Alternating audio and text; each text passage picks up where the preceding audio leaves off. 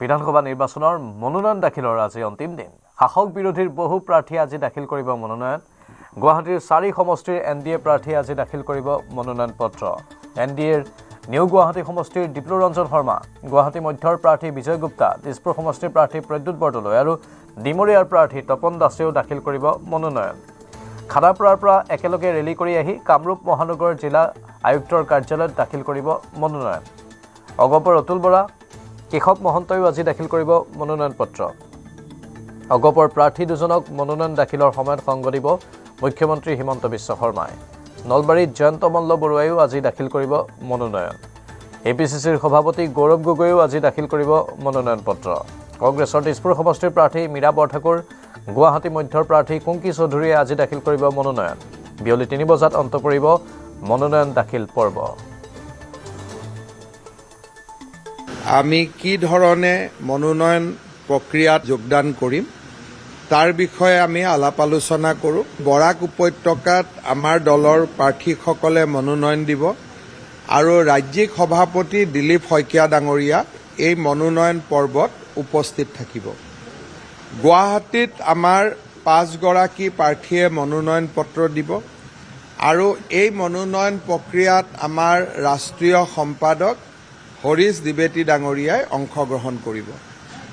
বিশ্বনাথ জিলাত আমাৰ মনোনয়ন প্ৰক্ৰিয়াত আমাৰ ৰাষ্ট্ৰীয় উপসভাপতি বৈজয়ন্তজয় পাণ্ডাই অংশগ্ৰহণ কৰিব আৰু মই গোলাঘাটত অসম গণ পৰিষদ দলৰ সভাপতি অতুল বৰা ডাঙৰীয়াৰ মনোনয়নত অংশগ্ৰহণ কৰিম আৰু তাত আমাৰ মৃদুল দত্ত ডাঙৰীয়া, দেৰগাঁও খুমটাই মৃণাল শইকীয়াইও মনোনয়ন দিব। গোলাঘাট জিলাৰ মনোনয়ন পত্ৰৰ প্ৰক্ৰিয়াত মই অংশগ্ৰহণ কৰিম আৰু গোলাঘাটত যোৱাৰ পূৰ্বে কলিয়াবৰত মই আমাৰ কেশৱ মহন্ত ডাঙৰীয়াৰ অলপ সময় সাক্ষাৎ কৰি তেওঁকো শুভেচ্ছা জনাম। ডিব্ৰুগড়, তিনিচুকীয়াত আমাৰ দলীয় মনোনয়ন যি হ'ব তাত কেন্দ্ৰীয় মন্ত্ৰী সৰ্বানন্দ সোণোৱাল ডাঙৰীয়াই যোগদান কৰিব। নাহৰকটীয়া, তিতাবৰ আদি স্থানত আমাৰ কেন্দ্ৰীয় ৰাজ্যিক মন্ত্ৰী পবিত্ৰ মাৰ্ঘেৰিটাই অংশগ্ৰহণ কৰিব। এয়া মুখ্যমন্ত্ৰীৰ বক্তব্য আপোনালোকে শুনিলে। আৰু আজি খানাপাৰাৰ পৰা যিহেতু বিজেপি বা NDAৰ 4 গৰাকী প্ৰাৰ্থীয়ে, এফালে বিজেপিৰ 3 গৰাকী আৰু অগপৰ এগৰাকী প্ৰাৰ্থীয়ে মনোনয়ন পত্ৰ দাখিল কৰিবলৈ আয়ুক্তৰ কাৰ্যালয়লৈ আহিব। আমাৰ সতীৰ্থ সাংবাদিক বলেন ভট্টাচাৰ্য বৰ্তমান লাইভত আছে। খানাপাৰাত বিশেষ আয়োজন। বলেন, খানাপাৰাত এই NDAৰ 4 প্ৰাৰ্থীৰ মনোনয়ন দাখিল পৰ্বৰ বাবে বহু লোকৰ সমাগম হোৱাৰ সম্ভাৱনাৰ কথা প্ৰকাশ পাইছে। কি তথ্য আছে আপোনাৰ লগত? নিশ্চয়কৈ প্ৰাঞ্জল, আজিৰ দিনটো অত্যন্ত গুৰুত্বপূৰ্ণ, কাৰণ আজি মনোনয়ন দাখিলৰ অন্তিমটো দিন আৰু অন্তিমটো দিনত ৰথী মহাৰথী হাই প্ৰফাইল বহু নেতাই আজি মনোনয়ন পত্ৰ দাখিল কৰিব আৰু দেখিব পোৱা গৈছে এই ৰথী মহাৰথীৰ তালিকাখন অধিক দীঘলীয়া। গতিকে 26ৰ এই বিধানসভা নিৰ্বাচনৰ আজিৰ এই মনোনয়ন পত্ৰ দাখিলৰ দিনটো এক প্ৰকাৰ জাক জমকতাময় হৈ থাকিব সমগ্ৰ ৰাজ্যজুৰি। আৰু দেখিবলৈ পোৱা গৈছে শদিয়াৰ পৰা ধুবুৰীলৈকে যি মনোনয়ন পত্ৰ দাখিল কৰাৰ এই প্ৰাকখনত দেখিবলৈ পোৱা গৈছে ভাৰতীয় জনতা পাৰ্টীয়ে যি ধৰণৰ তেখেতসকলে ৰণকৌশলেৰে আজিৰ দিনটো এক প্ৰকাৰ চমকপ্ৰদ এটা পৰিৱেশৰ সূচনা কৰাৰ লক্ষ্য লৈছে। একেদৰে দেখিবলৈ পোৱা গৈছে বিৰোধী পক্ষৰ তৰফৰ পৰাও তেখেতসকলে স্থানে স্থানে উপস্থিত থাকি, দলৰ মুখ্য নেতাসকল উপস্থিত থাকি তেখেতসকলে সংগ দি এক প্ৰকাৰ আজিৰ দিনটো বিশেষ কৰি তুলিব। আৰু সেই ধৰণে যদি চোৱা হয়, কামৰূপ মহানগৰ জিলাৰ 5 বিধানসভা সমষ্টিৰ ভিতৰত 4 বিধানসভা সমষ্টিৰ আজি মনোনয়ন পত্ৰ দাখিল কৰিব NDA মিত্ৰজোঁটে আৰু NDA মিত্ৰজোঁটে খানাপাৰাৰ পৰা আৰম্ভ কৰিব এক বিশেষ শোভাযাত্ৰা। আৰু সেই শোভাযাত্ৰা কাৰ্যসূচী তেখেতসকলে হেংৰাবাৰীৰ আয়ুক্ত কাৰ্যালয়ৰ সন্মুখলৈকে গৈ তাত তেখেতসকলে মনোনয়ন পত্ৰ দাখিল কৰিব আৰু তাৰ পৰা কিছু সময় পিছতে এই খানাপাৰা পশু চিকিৎসা মহাবিদ্যালয় খেলপথাৰৰ ভিতৰে আৰু বাহিৰে যথেষ্ট সংখ্যক লোকৰ সমাগম কৰি একগোট হৈ গুৱাহাটীৰ বাকীত এক প্ৰকাৰ চমক এটা দিয়াৰ সৃষ্টি কৰা দেখিবলৈ পোৱা হ'ব। আৰু একেদৰে দেখিবলৈ পোৱা গৈছে যে বিৰোধী প্ৰাৰ্থী বুলি ক'লে মীৰা বৰঠাকুৰৰ তেখেতসকলৰ মনোনয়ন পত্ৰ দাখিলৰ কাৰণে গণেশগুৰি উৰণীয়া সেতু বা মানৱেন্দ্ৰ শৰ্মা কমপ্লেক্সৰ পৰা আৰম্ভ কৰি উৰণীয়া সেতু হৈ তেখেতে আয়ুক্ত কাৰ্যালয়লৈকে যাব।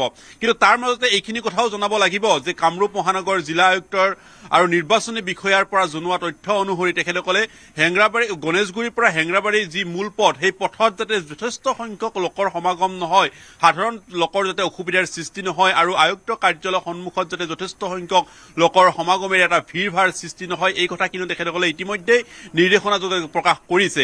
কিন্তু তাৰ মাজতে দেখিবলৈ পোৱা হ'ব শাসক বিৰোধী প্ৰতিটো ৰাজনৈতিক দলে আজি মনোনয়ন পত্ৰ দাখিলৰ অন্তিমটো দিন এক প্ৰকাৰ জাক জমকতাময় পৰিৱেশেৰে সমগ্ৰ ৰাজ্যবাসীক এটা চমক সৃষ্টি কৰাৰ লক্ষ্যৰে তেখেতসকলে নিৰ্বাচনী এই মনোনয়ন পত্ৰ দাখিল কৰিব। কিমান সময়ত আৰম্ভ হ'ব যাত্ৰা তেওঁলোকৰ?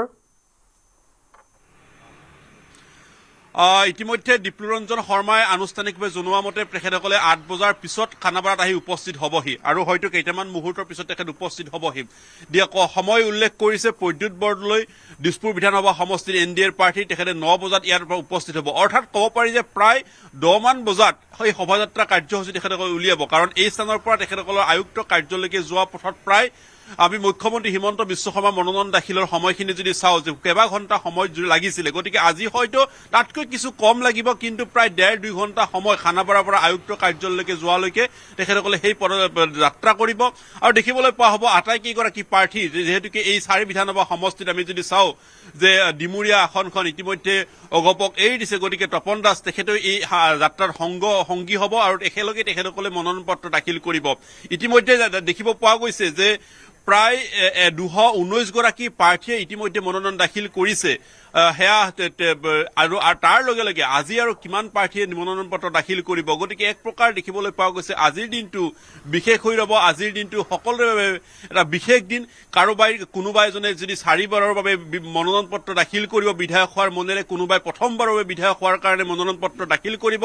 গতিকে এই বিধানসভা নিৰ্বাচনৰ আজিৰ দিনটো বহুতৰ বাবে বিশেষ আৰু স্মৰণীয় হৈ ৰ'ব। বলেন, আপোনাক এই মুহূৰ্তত ধন্যবাদ জ্ঞাপন কৰিছোঁ। হয়তো কিছু সময়ৰ পাছতেই তাত সমৰ্থকসকলকো আমি দেখিবলৈ পাম, তেতিয়া আমি পুনৰ পোনপটীয়া সম্প্ৰচাৰ আগবঢ়াম। খানাপাৰাৰ এয়া পৰিৱেশ 8 বজাৰ পাছত লাহে লাহে দলীয় নেতা কৰ্মীসকল উপস্থিত হ'ব আৰু যিসকল প্ৰাৰ্থিত্ব লাভ কৰা ব্যক্তি নেতা তেওঁলোককো আমি দেখিবলৈ পাম কিছু সময়ৰ পাছতেই। আৰু পুৱা 10 বজাৰ পৰা 12 বজাৰ ভিতৰত, দুপৰীয়া 12 বজাৰ ভিতৰত হয়তো এই মনোনয়ন দাখিলৰ পৰ্বটো আৰম্ভ হ'ব। খানাপাৰাৰ পৰা যাত্ৰা তেওঁলোকে কৰিব আৰু আয়ুক্তৰ কাৰ্যালয়লৈকে যাব। আয়ুক্তৰ কাৰ্যালয়ত গৈ মনোনয়ন পত্ৰ দাখিল কৰিব। আমি প্ৰতিটো দৃশ্য নিউজ 18ৰ দৰ্শকসকলক দেখুৱাই থাকিম।